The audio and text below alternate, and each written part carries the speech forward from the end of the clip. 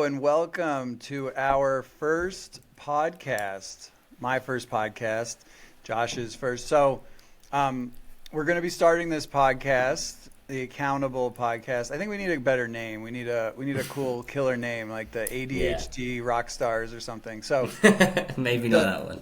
The goal is going to be to help you learn about what's working. So every week I'm meeting with clients constantly and helping them in business, ADHD related skills and strategies. And Josh has been working with me, and I'll let him introduce himself. But every week what we'll do is we'll just try to share what I'm seeing, what Josh is seeing, and what is working for people. Because I know a lot of us struggle with ADHD, and there's so much that's not talked about in the business world. I think a lot of us are hearing about it on memes and jokes, and we hear about it in different ways, and there's a lot of information out there, and then there's a lot for our kids. But when it comes to us, actual grown-ups and adults in the business world, we don't hear about it a lot. So we want to bring some of that to the surface and hopefully give you guys ideas and strategies that can help. So Josh, why don't you introduce yourself and what you're working on and how we came to work together? Yeah, I'm Josh. I'm the founder of Neuro Notion on the badge. I pretty much help adults with ADHD who have just been diagnosed get to grips with systems, pretty much build the systems around them that help them regain control again. So it's just a place that's centralized that lets them take control of routines, build habits, task lists, all that sort of stuff. And they come in lots of different forms, but ultimately the system is the most important thing. And I think we started working together 3 months now, maybe 2 months.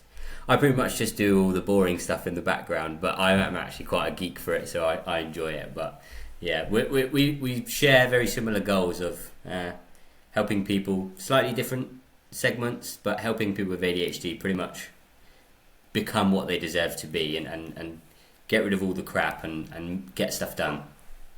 Yeah, so what's interesting, you and I have spoke a lot, but I haven't heard that much of your story and how you got into this ADHD tech solutions business world. What was the you're fairly young too, I think right out of college, right?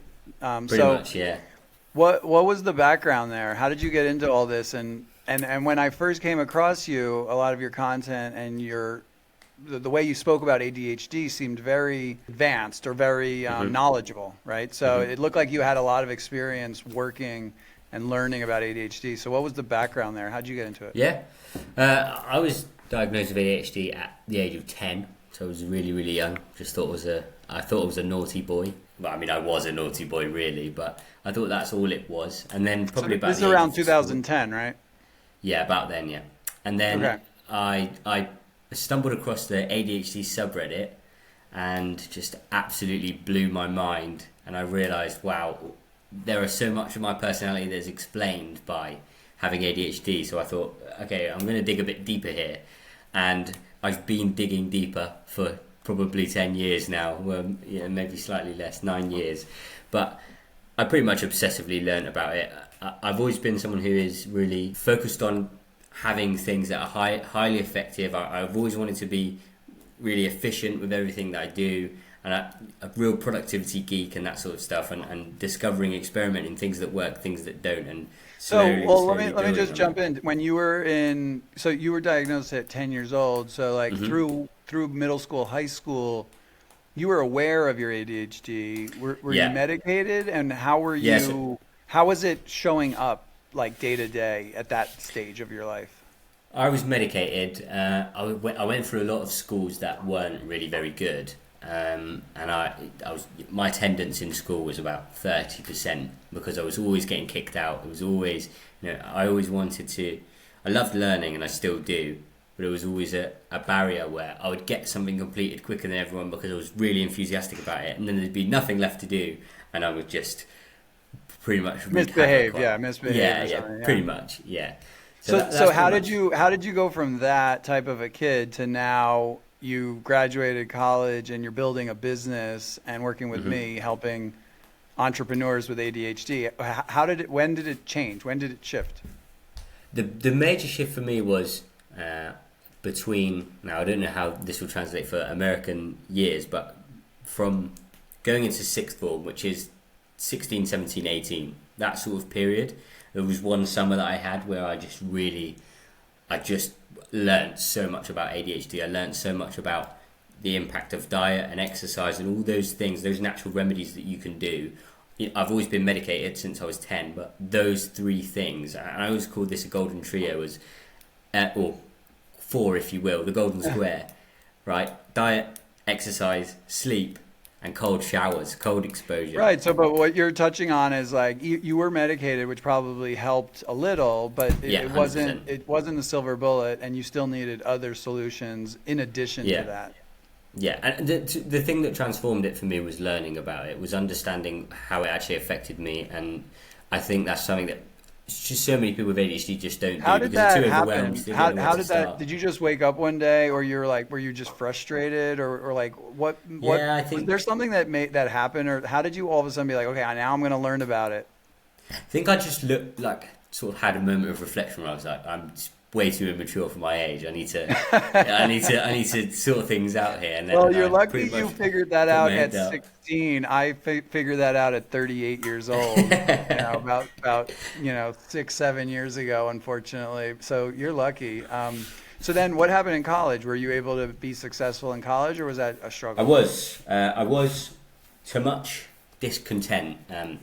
I think that sort of the how boring university was for me was a real driver for me to develop systems and automate so much stuff and work out, because what I was doing bored the hell out of me.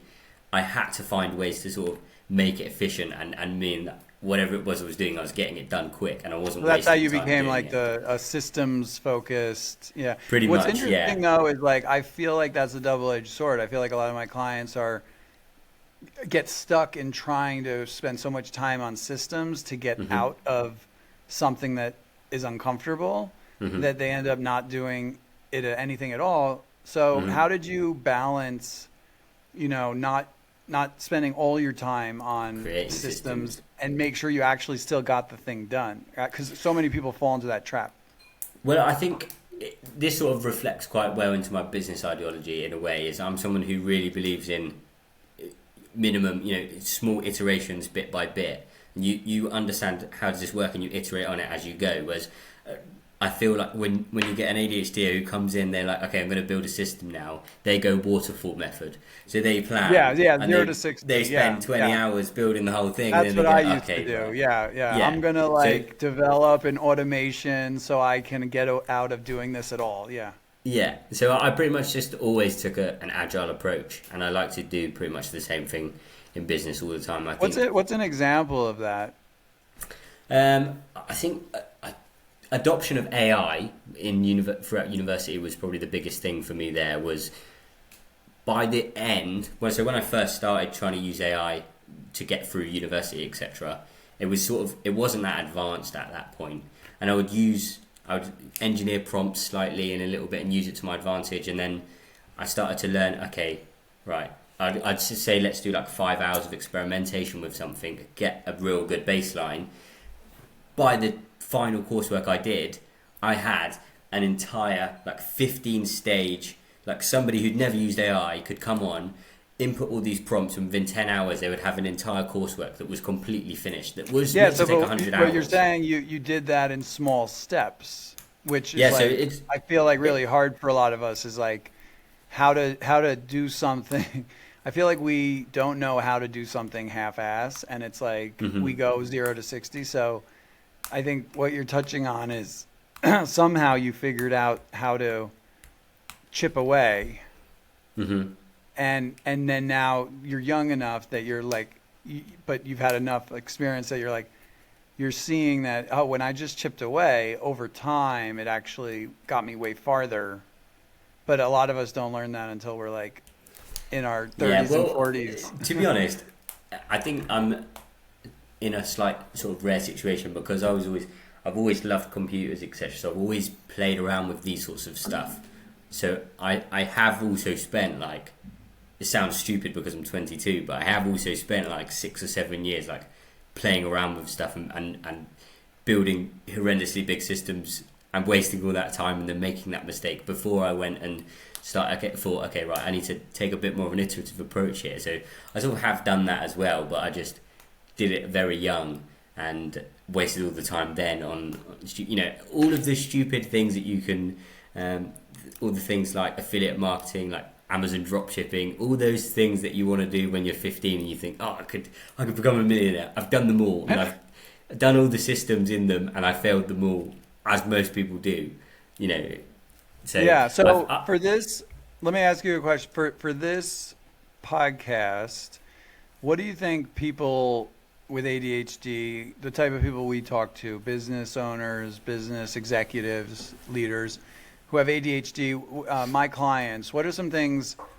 now that you're getting to know my business, what are some things that people would want to hear about? What are some topics maybe we could include in the future that would be really helpful? I think there's like a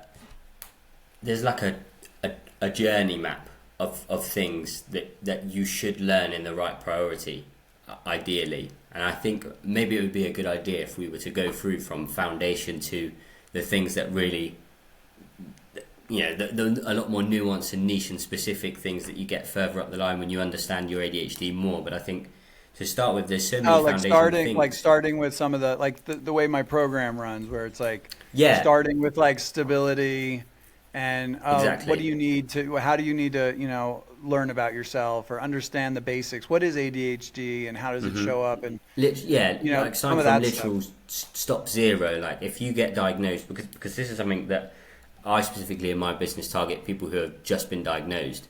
So those people, it's literally like they've broken their leg and the doctor sent them out the waiting room and said, okay, go and learn to walk, right? And then there's almost like the shock factor of wait, how come I never knew this? Oh my God, I have to learn so much right now. I have to learn so much. And then there's also, where do I start? Where do I start learning? What do I learn first, right? If you try and Google it, and do I have to question everything try and Google how to deal with ADHD, you're not getting anywhere. You're getting it starts feeling like everything. Text. I feel like people start questioning everything, all their choices, all their behaviors, Absolutely. It's like I don't even know who I am anymore. It's this weird feeling, but it then quickly can move into really feeling confident and grateful that okay, now this explains so much. 100%. And so to that vein, I think it is sort of the questioning is useful and it is good to do because there is.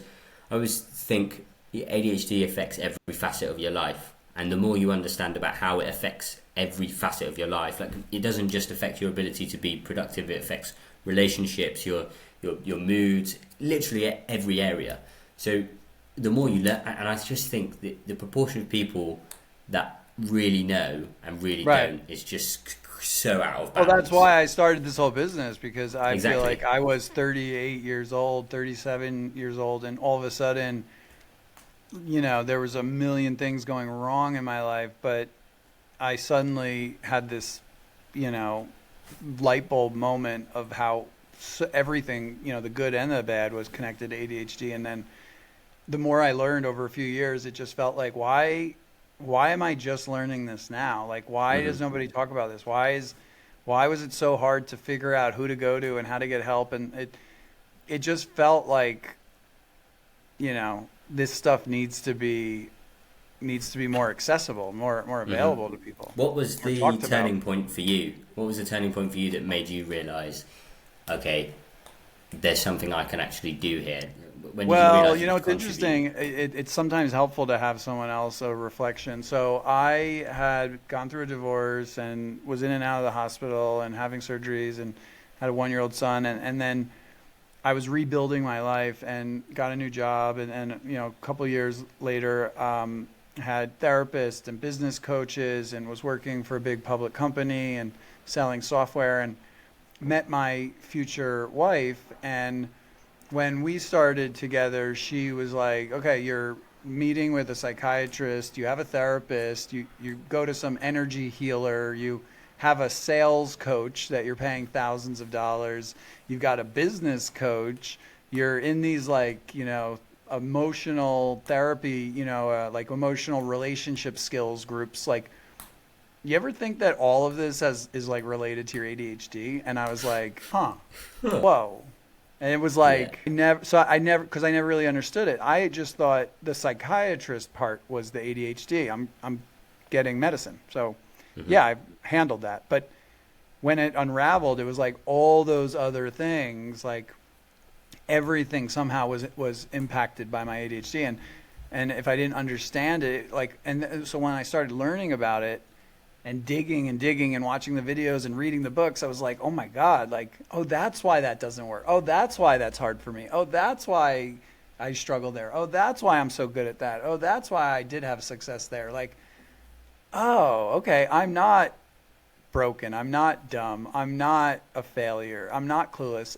Because a lot of us start to feel like this disconnect where we have these, successes and accomplishments, so we feel really confident, but then we have a big crash and a failure or somewhere other area that we really struggle, and then it makes us question all our successes, and we're just ping-ponging between, am I a failure? Am I brilliant? Am I a failure? Am I brilliant? Am I delusional? Am I, genius? Am I, and that is, I feel like a lot of us go through life like that and never really connect with like, okay, there is an explanation. This does make sense. Yeah. Interesting. Well, so yeah, I'm psyched to keep doing these chats. We'll have a weekly call. We'll maybe start getting some guests to come on and start asking people what topics they want to hear about. And this will be a lot of fun. I'm psyched. Yeah, me too.